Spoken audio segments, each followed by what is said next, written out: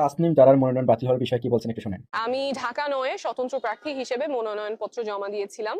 আজকে সেটার বাছাই পর্ব ছিল। বাছাই পর্বে আমার মনোনয়নপত্র গৃহীত হয়নি। আমরা সেই সিদ্ধান্ত আপিল করব। আপিলের প্রক্রিয়া আমরা ইতিমধ্যেই শুরু করে দিয়েছি।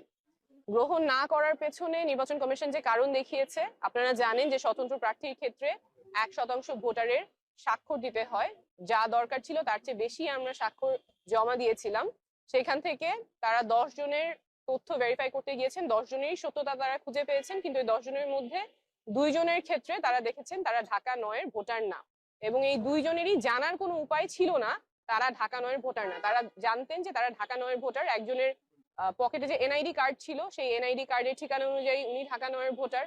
আরেকজনের বাসা খিলগাঁয়ে। খিলগাঁয়ে যেহেতু ঢাকা 9 এবং 11 দুইটাই আসন আছে, উনি জানতেন উনি ঢাকা নয়ের ভোটার, সেই বিশ্বাসে উনি স্বাক্ষর করেছেন। কিন্তু নির্বাচন কমিশনের তথ্য অনুযায়ী উনি ঢাকা 11 ভোটার। এই দুইটা ব্যতিক্রম বাদে বাকি সবকিছু আমাদের তথ্য সঠিক ছিল। আমরা আপিল করব এবং আমরা যেই লড়াইয়ে নেমেছি, স্বচ্ছতা এবং জবাবদিহিতার রাজনীতি, সেই লড়াই আমাদের চালু থাকবে।